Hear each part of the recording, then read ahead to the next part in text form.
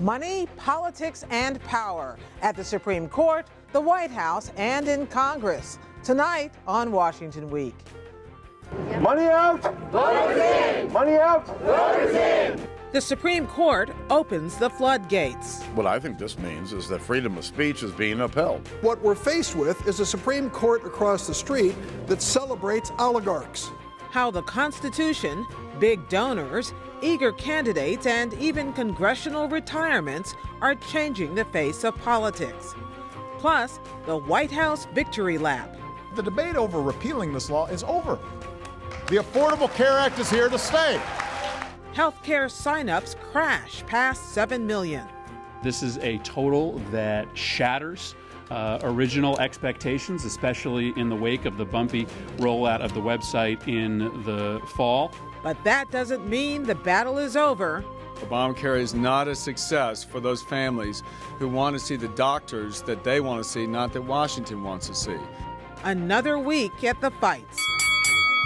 Covering it all, Pete Williams of NBC News, Matea Gold of The Washington Post, John Dickerson of Slate Magazine and CBS News, and Jeff Zeleny of ABC News. Award-winning reporting and analysis, covering history as it happens. Live from our nation's capital, this is Washington Week with Gwen Ifill. Once again, live from Washington, moderator Gwen Ifill. Good evening. The Supreme Court doubled down this week on a point its 5-4 majority has made before. Repeat after me. Money equals speech. And if that is so, the court said, government cannot impose limits on how people use cash to express political beliefs. This was not only a big legal decision, but a huge political one. So it'll take two to sort it out tonight, starting with Pete Williams. So, Pete, did we see this decision coming?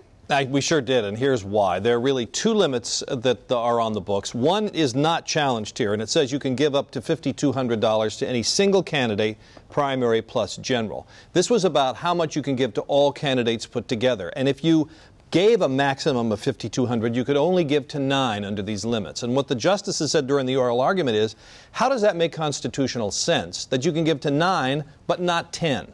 And when they started showing their concern about that, it seemed pretty clear that this thing was doomed. But isn't the big question about whether, at what point money corrupts the process? That's right. This decision really is about money. And what the reason is, because, as you said, it's protected speech. So the Supreme Court has said you can limit it only if there's a good purpose, and limiting corruption is that purpose. But this decision said corruption means giving money directly to a candidate in return for getting something specific.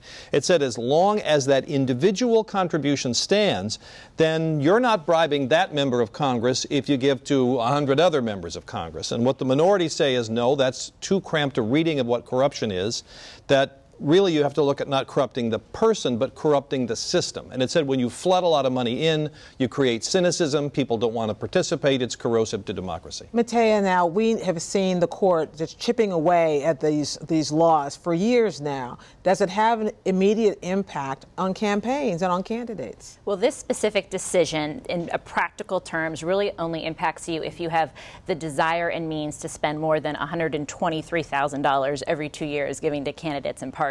But in a broader sense, what it does, it creates other avenues for big money to come into a system that's already brimming with cash. We have seen in the last 4 years since Citizens United and the advent of super PACs and politically active 501c4 organizations that are becoming increasingly the center of our political energy right now. And so what this does is give wealthy people more ways to give money to candidates and campaigns. Now, it remains to be seen how many people are going to take advantage of these new mechanisms, but I definitely think for the small donor out there, it creates a sense that their voice is really being washed out.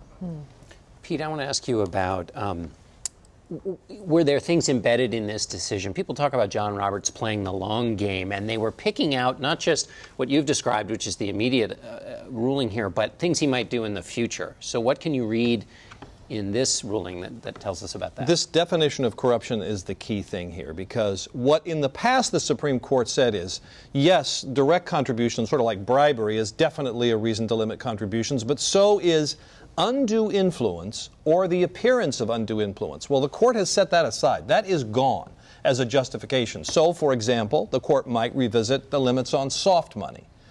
Because as long as the individual contribution stands, then if you give money to political parties, it's not to directly support a candidate, then how is that a problem?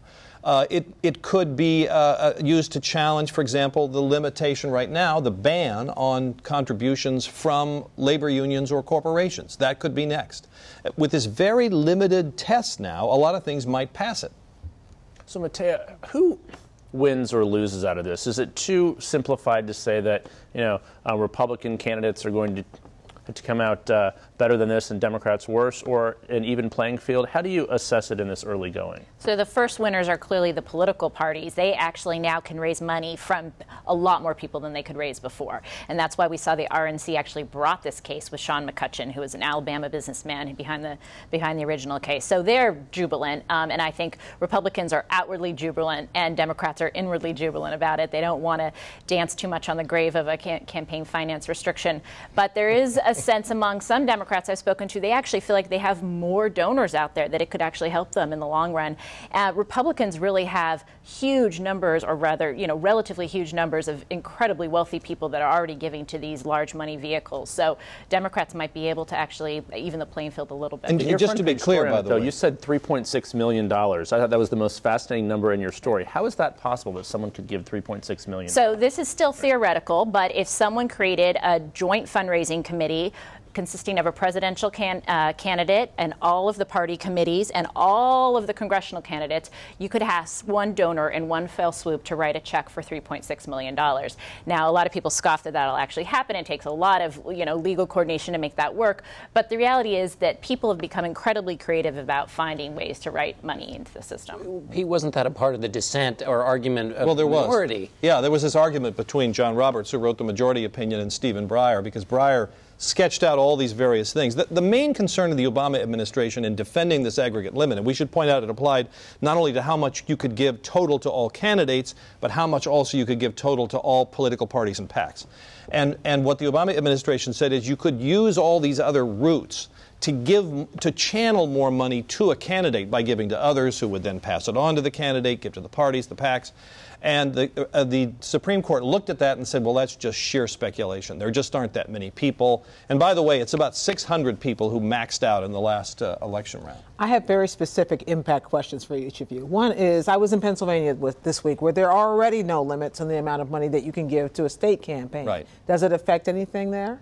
There's 38 states in which that's the case. But this applies only, this ruling is limited to federal candidates. Now, whether we're now going to see a series of challenges based on whatever state laws are left that do limit total contributions, that's another possibility. And my very specific question for you, Matea, is if I am Sheldon Adelson at home watching this tonight, or I'm George Soros, do I immediately get a bigger, fatter checkbook to start writing bigger, fatter checks, or does it have no effect on what I was doing before? I think this really hits the middle tier donors. Those are folks that are already playing at kind of a stratospheric level. The people who really max out to the party committees, that are kind of the rank and file bundlers we see for presidential campaigns, those are the ones that are going to get hit up the hardest. And I should mention, many of those folks are not too happy about this ruling. They were thrilled to get to this point in the cycle because most of them had maxed out and could say very apologetically, I'm sorry, to the next candidate who called. And now their phones are already ringing off the hook. So that's been a real, I think, an interesting reaction we've seen. They've got caller ID, so they don't have to pick up the phone.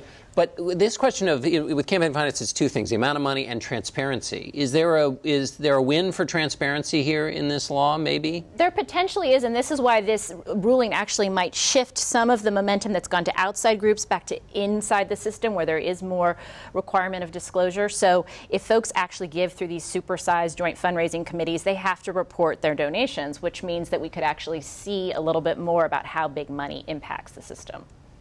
And let me ask you the same question to you, which is how exactly would that work?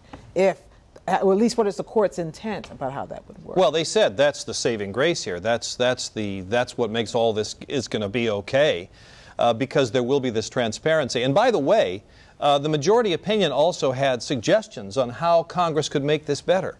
For example, it said members of Congress could make it illegal for a candidate to give money to other candidates' campaigns, so you could stop the transferring. They had a lot of helpful suggestions for Congress, but the idea that any of these are going to be enacted is pretty remote. One thing I heard from someone who worked at a very high level on the 2012 campaign, the reason that this is a big deal is they can give directly now. You don't have to sit around and sort of wondering if there's going to be a sugar daddy out there to sort of save you. I mean, is that, in the next presidential campaign, is that the place where we're really going to see the potential effects of this, or is it going to play out in the midterms, do you think?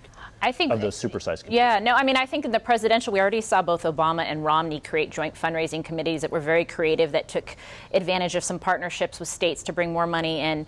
And there is a real desire for more what's called hard dollars, dollars that the campaigns directly can use, because the campaigns actually can get a lower unit rate on buying television ads, for example. That money can go further than if it went to a super PAC. So a lot of people say this is a great day for candidates and parties. I should say one other thing here, and that is there's a lot of pessimism from people who look at this opinion and say, you know, I wonder if the Supreme Court is eventually going to strike down all contribution limits. Now, Clarence Thomas is the only member of the court who right now is for that. He couldn't get any other takers to that. But there are a lot of folks who look at this decision and say maybe that's where John Roberts wants to go eventually. Okay, well, we're going to be watching especially where John Roberts goes eventually, because I think that's the interesting part to keep an eye on in all of this. Thank you. Spring finally arrived for the White House this week. You could probably hear them exhaling at 1600 Pennsylvania Avenue as the numbers rolled in. 7.1 million enrolled in the federal health care exchanges, and 3 million more Americans qualified for Medicaid. Many of the tall tales that have been told about this law have been debunked. There are still no death panels. Armageddon has not arrived. Instead, this law is helping millions of Americans. And in the coming years, it will help millions more. Now, it should be said the Republicans are not buying this just yet, and it's possible it may be a little too soon still to spike the football, John.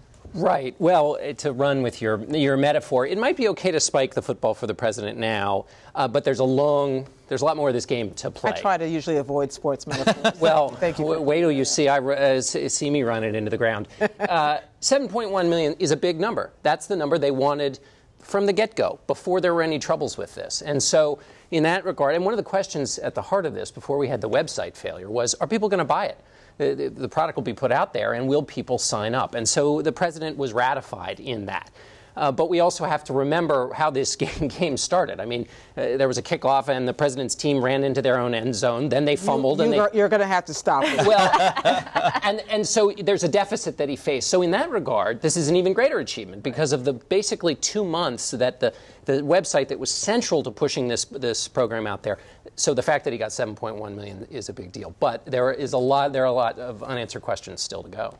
I mean, what does that 7.1 million number actually mean? Who are they? What are they? The Republicans seem to say that is not necessarily a hard number. Well, that's why this was a sort of premature celebration, despite everything I just said, for a number of reasons. One, enrolling doesn't necessarily mean you've paid, and some reporting suggests that insurance companies say 15%, maybe 20% of the people who've enrolled are not writing that check. Well, the insurance companies care about who writes the check. Then the question is, who are the people? Are they healthy? And where do they live in the country? Because of the way insurance is spread around and the way that the costs are figured. So you have to answer those questions. Then you're going to have other questions, like with all these new people in the system, are there going to be enough doctors and nurses to handle them? Didn't they come out with a new number today about how many people were actually insured, who were newly insured? That's the other final big question. The goal here is to insure a lot of people who were not previously insured and not wreck the system. And so the Robert Wood Johnson Foundation came out with a study today that said 5.6 million new people are insured, and that's a big deal for one of the original goals of the program. So that's a good number for the president. But we got to watch is in May or in spring and summer when the insurance companies put out their premiums or we start to hear about the premiums. That they will have done the math. They will have seen the healthiness and where everybody lives and how much this will affect the underlying premiums. So if you're having a telethon, everybody calls in at the end in the last 2 hours. It would seem, though, that with this kind of thing, people who really wanted insurance or wanted to avoid the penalties would get in early. So Is this it? I mean, is it going to be declining now as time goes by? Well, you'd think so, but no. I mean, people were running in at the last minute, and there was a lot of polling to suggest that the uninsured, many of them didn't even know that this deadline was coming. And then when they did know it was coming, they didn't want to sign up. They were unsure about it. And so what's to come is there are going to be a lot more numbers coming in for two reasons. One, if you sign up for Medicaid, and a lot of these sign-ups are people who are eligible for Medicaid, but they're so-called woodwork people. They came out of the woodwork because they learned they were eligible for Medicaid. They can still sign up. Even though the federal exchanges are closed, you can still sign up for Medicaid. So there may be so much uninsured that will come from that. Also, the administration has names and phone numbers and emails of people who tried to sign up but then didn't. Well, that gets them in under the wire because the way they've tweaked the rules here, you can still sign up. So there might be some additional numbers, and that means the number of people who signed up in this first burst will grow. So this was to be the landmark crowning achievement of the Obama administration. What did the rollout and the way that they've handled the missteps tell us about the White House? They had 3 years to figure this out, and then they had a catastrophic management failure, basically. The Obama administration, the president came into office, it's no drama Obama. They kept saying when there were these various flare-ups, various scandals, they would say, we're focused on bigger, important things like implementing the health care. Now, they had a lot of obstacles thrown in their way. Of course, Republicans were trying to stop them at every turn. So it wasn't like they had a placid 3 years of installing this. But there was a big management failure for 2 months. Then, with panic replacing the no drama, fueling them, they put the right people in place. They cut to the quick. They got through the bureaucratic fog, and they achieved this $7.1 million. So because what's at stake here is a question about whether the government can do big things. And we still really don't know the answer to that because, yes, they have done a big thing here so far, but they did it under these severe panic conditions. That's no way to run a railroad. But does that mean that they were willing to kick the small things or the smaller things, like the employer mandate, which they said in the beginning and for a long time was central and essential, and now they've been tweaking it around the edges. Does that eventually go away? Sure. Without the focusing of panic, you wouldn't have necessarily maybe seen the White House throw away a lot of these deadlines or rules, and they were casting them aside as fast as they could to get to this number. The employer mandate, which is basically the mandate for companies with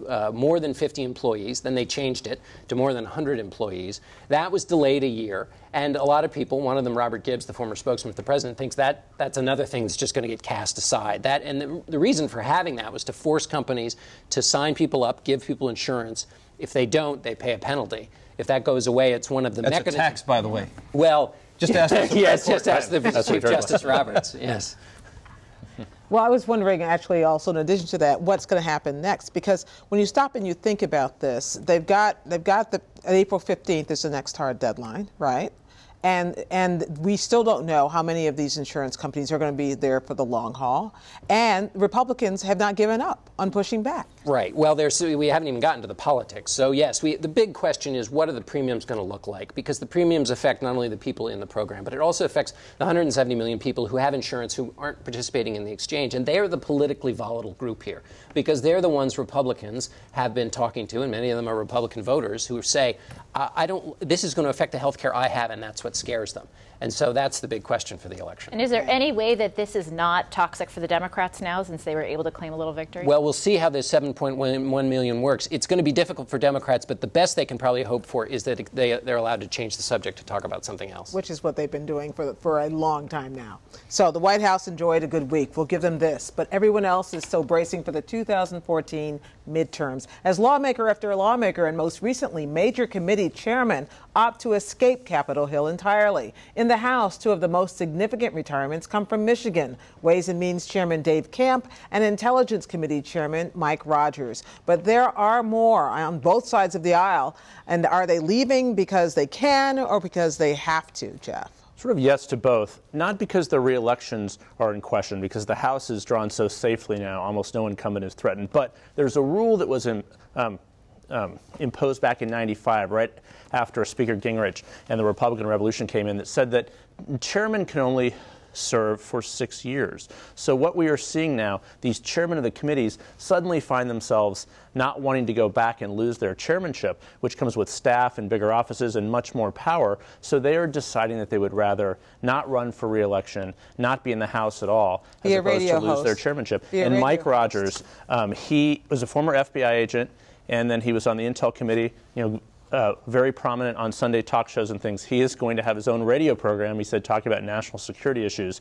He has bigger ambitions ahead, so he's sort of staying visible. But we're also seeing it in the Senate. So many big names are retiring this year who have been there for decades and decades. And it is, without a doubt, changing the complexion of Capitol Hill. So what was the reason for limiting chairmanships, and are the Republicans pretty happy with this?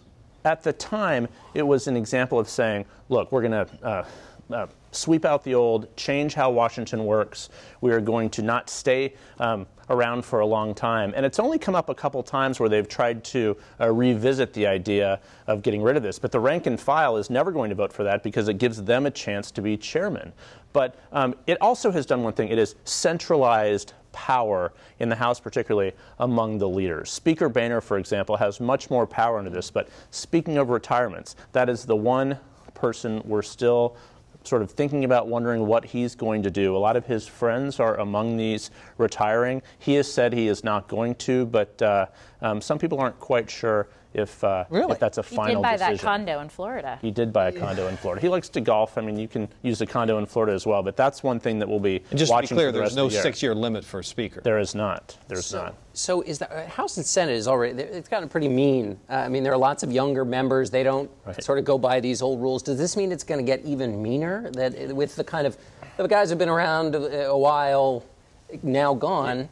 It could, certainly, because any comedy that was left is really sort of going by the wayside. So many new senators, more than half of the Senate has been elected in the last 4 years, really, 4 to 5 years. It is just an incredible Now, that's supposed to be a good changeover. thing. When they started talking about term limits, and that's where this limit on chairman came from, the whole idea was fresh blood, people get stuck, they get calcified, they lose contact with their constituents, and so maybe there's something good about this turnover. I think there's definitely a lot to be made of the argument that new, fresh voices come in. But there is an institutional memory that has slipped away. There is an institutional sort of feeling there. And if you talk to members sort of on both sides, they miss those days. Of course, everyone misses the old days, but not all of these new members coming in actually want to pass laws or govern. They want to stop things from happening. So, it's a very interesting system up there. So does this mean that Congress is no longer looked at as a place where people want to go to